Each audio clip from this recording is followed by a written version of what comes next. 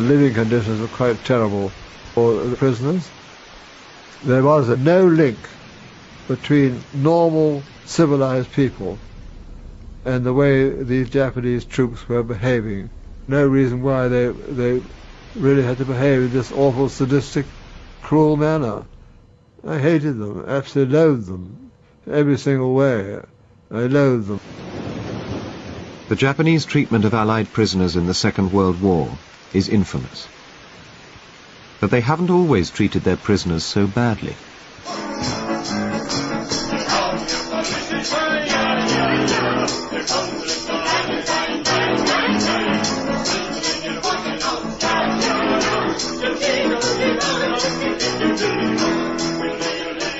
During World War I, the Japanese fought on the same side as the British and captured German soldiers who were fighting in Asia.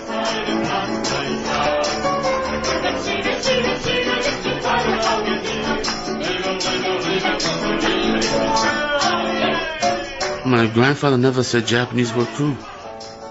He liked Japanese people.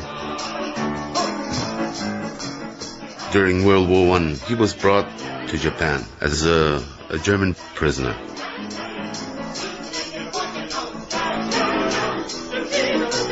They had a lot of free time in the camp. They made their own sausages, and they had a lot of concerts.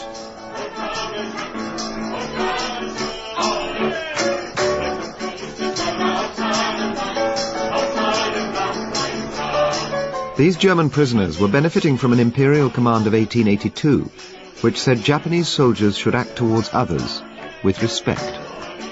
They were treated as guests at that time. I think he had a nice time.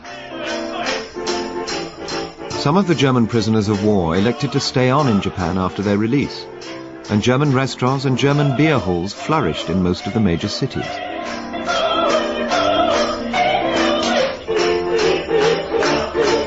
How could the Japanese behave with such kindness towards their prisoners in World War I, and then, less than 30 years later, act with such cruelty?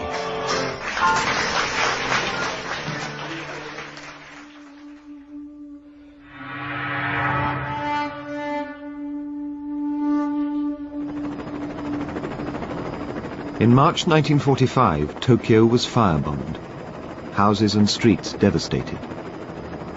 About 100,000 people were killed.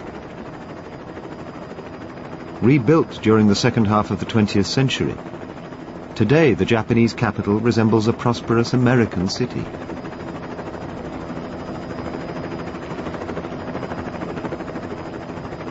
America occupied Japan after the war, and it's easy to imagine that it's because of their influence that Japan appears to have so embraced the West.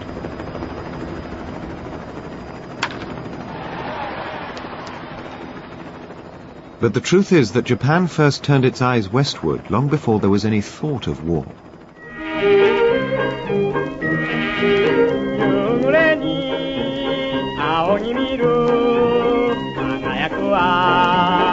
Crown Prince Hirohito visited Britain in the early 1920s.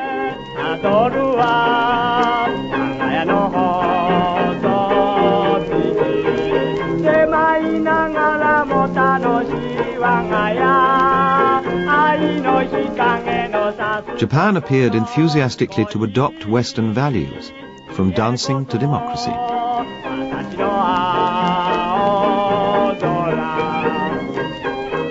As far back as 1885, a Japanese academic had coined what became a popular slogan: "Abandon Asia, go for the West."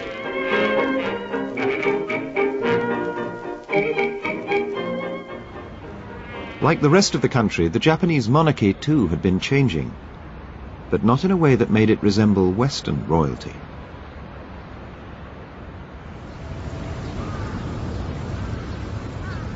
In the 1920s, the Japanese were being taught that their emperor, living here in a 280-acre park in central Tokyo, was more than just a mere human being.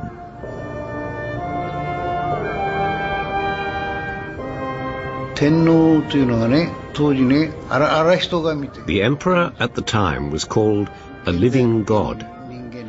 We were taught that the emperor was a god in the form of a human being. That was the education we received. When you think about it realistically, it is strange, and it's not possible, but that was what we were taught.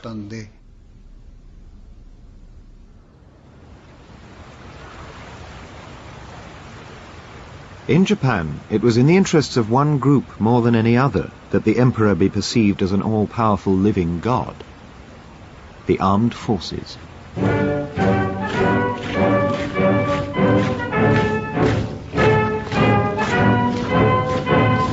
The army and navy were only ultimately answerable to their supreme commander, Emperor Hirohito.